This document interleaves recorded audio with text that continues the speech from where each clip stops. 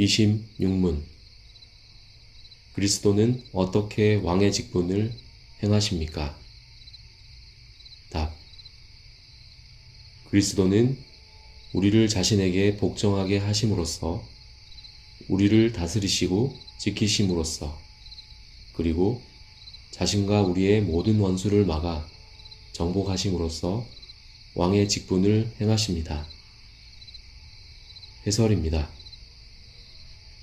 다윗은 여호와여, 나의 대적이 어찌 그리 많은지요. 일어나 나를 치는 자가 많으니이다 라고 한탄했습니다. 어쩌면 여러분 주변에도 여러분을 노리는 행악자들이 있을 것입니다. 그러나 집요하고 강력한 그들을 막으시고 정복하시는 이가 바로 그리스도이십니다. 주께서는 우리를 주의 은밀한 곳에 숨기사 사람의 꾀에서 벗어나게 하시고 장막에 비밀을 감추사 말다툼에서 면하게 하십니다. 시편 31편 20절. 악한 꾀를 내는 자들은 오히려 자기 꾀에 빠질 것입니다. 시편 5장 10절. 그리스도는 이런 행악자들만이 아니라 소리 없이 쉼 없이 쳐들어오는 시간도 막아주십니다. 아담 안에 있는 모든 사람은 시간을 극복하지 못하고 죽습니다. 하지만 그리스도 안에 있는 사람은 영원으로 초대됩니다. 왜냐하면 그리스도는 원수인 질병과 슬픔, 고난을 발 아래에 두실 뿐만 아니라 맨 나중에 멸망받을 원수인 사망도 정복하셨기 때문입니다. 신자들은 왕이신 그리스도를 통하여 늙음과 질병과 갈등과 싸움이 없는 하나님 나라에서 왕노릇을 하며 영원히 살 수 있습니다. 또 지금 여기에서도 모든 것을 영혼에 잇대어 이해하며 누구보다 현실을 직시하고 역동성 있게 살아갈 수 있습니다. 그리스도의 삼중직과 신약의 직분에 대해서 알아보겠습니다. 승천하신 그리스도는 우리 각 사람에게 그리스도의 선물의 분량대로 은혜를 주십니다. 그리스도는 각 사람을 임시로 있었던 직분인 사도와 선지자와 복음 전하는 자로 세우셨고 목사와 교사로도 삼으셨습니다.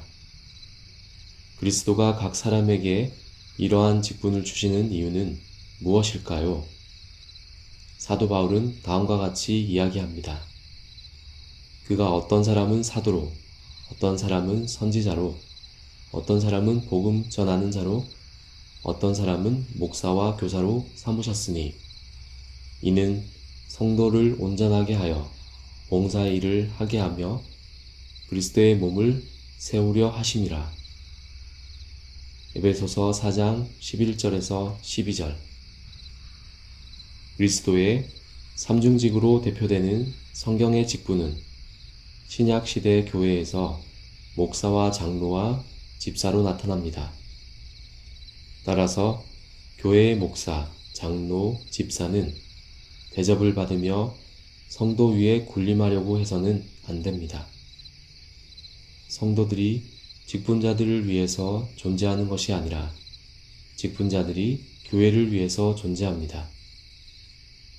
교역자와 직분자는 성도를 온전하게 하기 위해 성실함과 부지런함과 즐거움으로 맡은 직분에 임해야 합니다.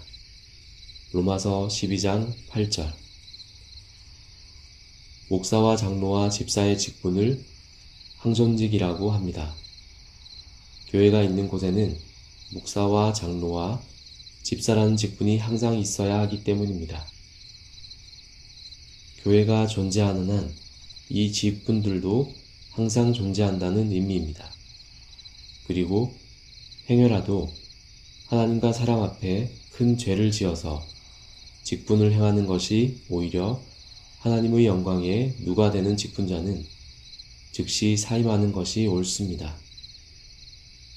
또 다른 부르심을 따라 교회의 직분을 행할 수 없을 때도 그 직분을 내려놓아야 합니다. 개인사로 바쁜 일이 있는 사람도 그 일을 해결한 후에 다시 직분을 받아 성실하게 열심히 섬기는 것이 좋습니다. 직분을 섬기기에 능력이나 인격이 부족하다고 판단되는 사람 역시 직분에서 사임하는 것이 좋습니다. 그만큼 직분을 선출할 때도 신중해야 합니다. 우리나라는 사람을 부를 때 이름 대신에 직분을 부르는 문화를 가지고 있습니다. 그러다 보니 어떤 사람을 부르기 위해서 없는 직분까지 만들어 부르기도 합니다. 많은 사람이 모인 곳에서 김 사장님이라고 부르면 여러 사람이 자기를 부르는 줄 알고 고개를 돌립니다. 교회에도 이러한 영향이 파고들어 성도 대부분이 장로나 집사라고 불립니다. 얼마나 많은 교회가 직분자를 과다 배출하고 있는지 알 수 있습니다.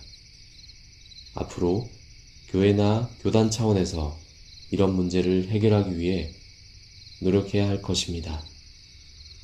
다시 한번 말하지만 교회의 직분자는 교인들을 섬기기 위해 존재하기 때문에 그 일을 감당할 수 있는 여건이 허락되고 은사가 있는 분이 섬겨야 합니다.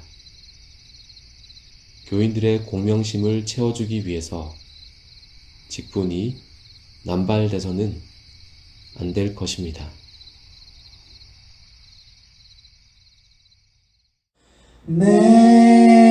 내가 주를